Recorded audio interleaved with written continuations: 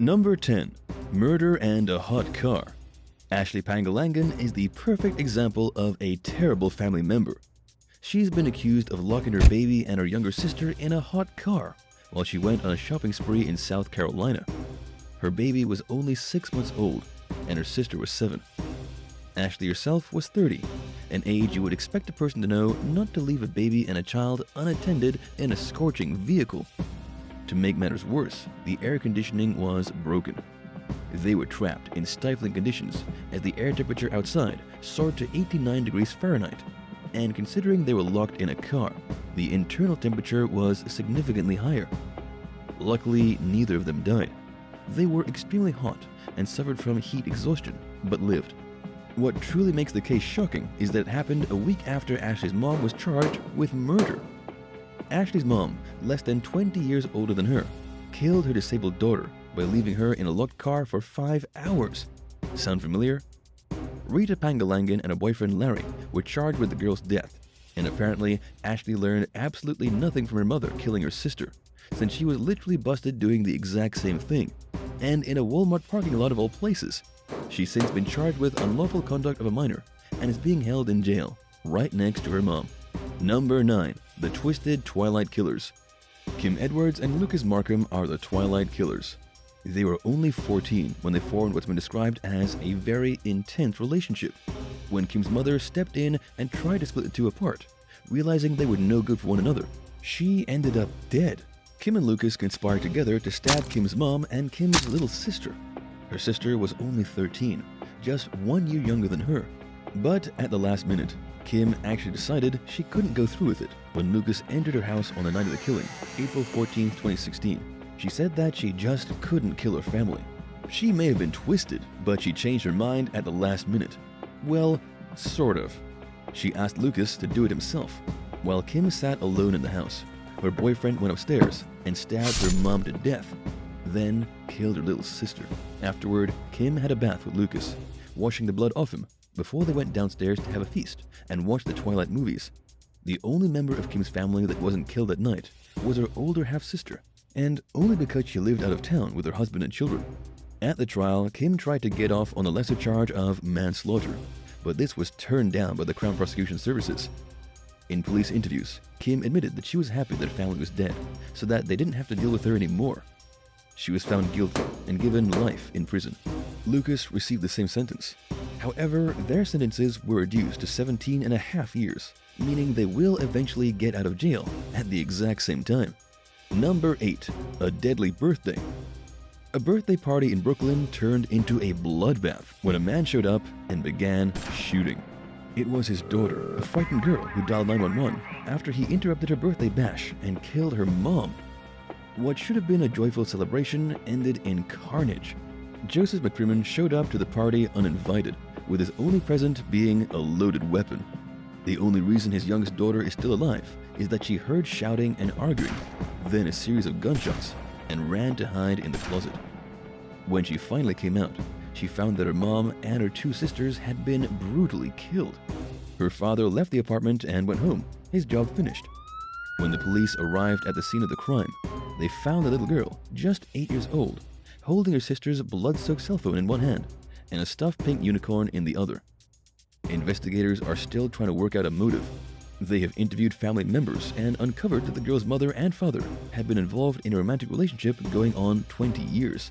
The relationship was described as rocky, though lots of people have rocky relationships. Not all of them commit murder because of it. It doesn't explain why he needed to kill the daughters too, 20-year-old Soleil Spears and 16-year-old Chloe Spears. He seems to have worked himself into a bloody rage, thinking the birthday party with everyone together would be his final chance to end them all. It's especially sad for this little girl, who's now going to be traumatized for the rest of her life. Number 7. Throwing a tantrum. A man in British Columbia, Canada, had a temper tantrum that landed him in jail. He didn't actually get jail time, but he was arrested and thrown into a cell for a little while, until he calmed down. It was all because he became enraged the day after his birthday, because nobody threw him a party. All Brendan Nguyen had wanted for his birthday was a celebration thrown in his honor. But when that didn't happen, he killed his cat and beat up his wife. The morning after his birthday, July 15th, 2020, he started arguing with his spouse, Tashina Matilpi. It was about the fact that nobody liked him enough to give him a party. He had gotten drunk by himself that morning, which made him loud and physical. When Tashina tried to settle him down, he threw her over the air purifier they have in their apartment. Then, he brutally murdered one of their cats and took their second cat and wrapped it in a towel and stuffed it in a bucket. Sadly, that cat had to be euthanized because Tashina couldn't pay its medical bill. Somehow, this complete maniac got off with really no repercussions. Because he told the judge he was extremely intoxicated and didn't remember anything, he got no jail time. Instead, he was only given a year of probation. Do you think that's a fair punishment for something like this? Let us know your thoughts in the comments, and don't forget to hit subscribe before the end of the video. Number 6. Sleep killing. A teenager in Texas, Benjamin Elliott, woke up one night with his hand clutching a bloody knife, and the knife stuck in his sister's neck. He removed the knife and turned on the bedroom light, and that was when he realized he had murdered his twin sister in his sleep. At least, this is Benjamin's defense.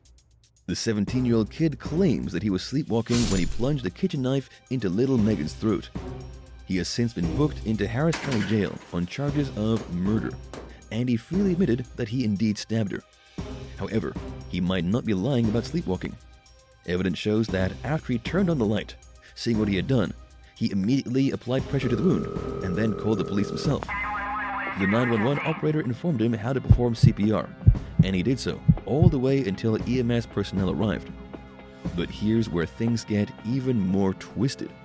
Benjamin has no history of sleep disorders. He wasn't under the influence of drugs or alcohol, and he hasn't sleepwalked since. Nobody can tell if this guy was sick in his head and performed some bizarre fantasy he had been dreaming up before realizing he had made a huge mistake, or if it really was an accident. Number 5. Matricide. Ashton Saddleback, a Canadian resident from Alberta, was recently on trial for murdering his mother, Corinne Saddleback. It happened in November of 2020. The day before his mother perished, Ashton had appeared in court. The case wasn't related to murder, but instead had to deal with him driving way over the legal alcohol limit. Rather than throwing him in jail, he was given a small fine and had his license suspended. Clearly, he should have been sent to prison. After Ashton walked out of the courthouse, he purchased 2 bottles of vodka, went to his mom's house, and started drinking. While he was there drinking, his mother was out driving around, also drinking, as she made food deliveries. By the time she got home around midnight, both of them were wasted. An eyewitness says Corinne was so drunk she could hardly hold onto the steering wheel. Inside the house, mother and son got into an argument. 2 younger family members, who haven't been named for privacy reasons, heard banging and thumping from downstairs, where they were hiding from the intoxicated adults. A few minutes later, one of the girls heard something that sounded like scrubbing. Shortly after that, Ashton called the police and admitted that he killed his mom and that he needed to go to jail. When the cops arrived at the house, he didn't fight or resist. He admitted that he murdered her because they got in a fight, and then he cried like a baby. Maybe Ashton wasn't inherently evil, but he still beat his mom to death because of a drunken argument and will probably spend the rest of his life in jail. Number 4. The Lying Son. Chandler Halderson is currently 23 years old and on trial for killing and dismembering his parents. Imagine bringing a person into the world only to have them murder and rip you apart. But his trial is still pending and was even recently postponed because the jail he's staying at is bursting with coronavirus cases. The charges he's looking at are first-degree intentional homicide, hiding a corpse, mutilating a corpse, and giving false information. The prosecution is claiming that Chandler killed his parents on July 1st, following his father finding out that he had been lying about attending college. Chandler had supposedly been attending Madison Area Technical College, working for American Family Insurance, SpaceX, and as a scuba diver. But in reality, Chandler had dropped out of school. He was unemployed, and his life wasn't looking too bright. After his father found out that he'd been lying to everyone, they got into an argument. The prosecution says Chandler shot his father once, then dismembered him and dumped him in a rural area. He allegedly did the same thing with his mother, except that he dumped her mutilated remains in the Wisconsin River. Chandler and his lawyers are denying the accusations to the teeth. Chandler claims he has no idea what happened to his parents, but that he definitely wasn't involved in their deaths, although to be honest, the evidence really is stacked against him. Number 3. Insurance fail. A Pennsylvania dentist proved to be the worst husband ever when he killed his wife on an African safari. Lawrence Rudolph, a 67-year-old man with an extreme amount of wealth already, did it because he wanted to be wealthier. On the African hunting trip, he moved his gun in the direction of his wife, pulled the trigger, and watched her fall dead to the ground. He was hoping to collect $5 million from a life insurance policy that he had previously taken out on her. His plan was to take the money and run away with his mistress, starting a new life together. Obviously, this guy had watched way too much TV. You can't just shoot somebody on an African safari and get away with it. And for that matter, you can't just kill someone and make money on a life insurance policy. While the couple were at the hunting grounds of the Kafue National Park, Lawrence shot Bianca Rudolph with a shotgun blast to the heart. Just one shot, straight to the chest cavity, blowing her torso to pieces. The FBI worked out what had happened pretty easily. FBI Special Agent Donald Peterson wrote in an affidavit that the murder was all part of a grand scheme to defraud the insurance company and obtain money and property. They were able to come to this conclusion by simply looking at Lawrence's life. They saw that he had gone with his mistress on vacation in Mexico every year leading up to the shooting, and his wife was never on those trips. They knew he had a mistress. They knew he wanted the money, and they knew he was an expert hunter. Lawrence tried to play it off to local African police as if his wife had shot herself in the chest by accident, but the crime scene proved otherwise. The FBI took over, and now Lawrence is going to spend the rest of his life in jail. Number 2. Killer brother. A 9-year-old boy had the misfortune of watching as his older brother stabbed his father, then turned the knife on his 12-year-old sister. According to Herkimer County troopers, Michael J. Andreeff Sr., 67, and his daughter Sophia Trusova were both pronounced dead at the scene. The family was living in Jordanville, all together in one big house. The killer was discovered in the front yard when the police arrived, with a single cut to his neck. It seems his father didn't go down without a fight.